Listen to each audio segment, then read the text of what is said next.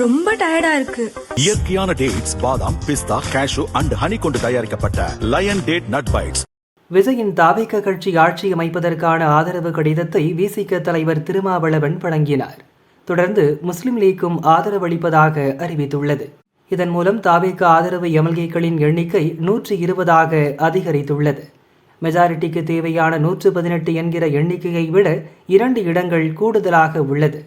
இதை வைத்து தாவேக ஆட்சி அமைக்க முடியும். இருந்தாலும் இது மெஜாரிட்டிக்கு அருகே பார்டரில் உள்ளது. இப்போது பெரும்பான்மையை காட்டி ஆட்சி அமைத்தாலும் எந்த நேரத்திலும் கவிழ வாய்ப்புள்ளது. ஏதாவது ஒரு கட்சி ஆதரவை வாபஸ் பெற்றாலும் அது ஆட்சிக்கு சிக்கலாகிவிடும். நீண்ட காலம் நிலையான ஆட்சி தர வேண்டும் என்றால் சிறு சிறு கட்சிகளின் ஆதரவுடன் சேர்ந்து ஒரு பெரிய கட்சியின் சப்போர்ட் வேண்டும். விஜய் திமுகவுக்கு எதிரான அரசியல் பேசி வெற்றி கண்டவர் என்பதால் அங்கு செல்ல வாய்ப்பில்லை. அவரிடம் உள்ள ஒரே வழி அதிமுக மட்டுமே. ஆனால் தாவேகவுடன் கூட்டு சேர அக்கட்சி பொதுச் செயலாளர் பழனிசாமிக்கு துளியும் விருப்பமில்லை.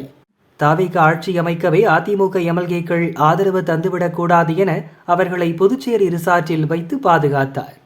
தாவேக மூத்த நிர்வாகியாக அதிமுகவிலிருந்து நீக்கப்பட்ட செங்கோட்டையன் இருப்பது இதற்கெல்லாம் காரணமாகும்.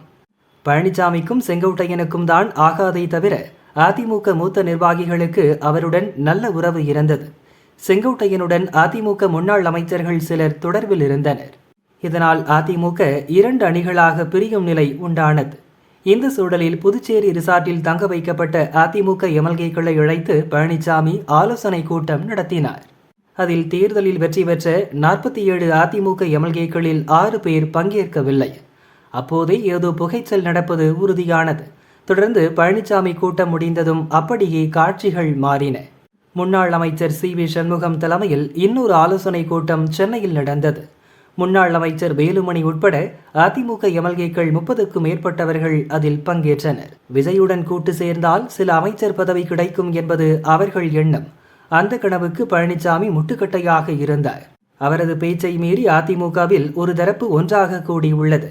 36 அதிமுக எம்எல்ஏக்கள் தாவேக ஆட்சிக்கு ஆதரவு தரும் நிலைப்பாட்டில் உள்ளதாக கூறப்படுகிறது. பொதுவாக ஒரு எம்எல்ஏ அல்லது எம்பி தான் சார்ந்திருக்கும் கட்சியின் அதிகாரப்பூர்வ முடிவுக்கு எதிராக வாக்களித்தால் கட்சி தாவல் தடை சட்டத்தின் கீழ் பதவியை இழக்க நேரிடும். அதே சமயம் கட்சியின் உறுப்பினர்களில் 2/3 பங்கு பேர் ஒரே நேரத்தில் ஆதரவு தந்தால் கட்சி தாவல் தடை சட்டம் பாயாது. அதிமுகவில் மொத்தம் 47 எம்எல்ஏக்கள் உள்ள நிலையில் கட்சி தாவல் தடை சட்டத்திலிருந்து தப்பிக்க 32 எம்எல்ஏக்கள் போதுமானது. அந்த எண்ணிக்கை 36ஆக உள்ளதால் அதிமுக முன்னாள் அமைச்சர்கள் துணிந்து களத்தில் இறங்கியுள்ளனர்.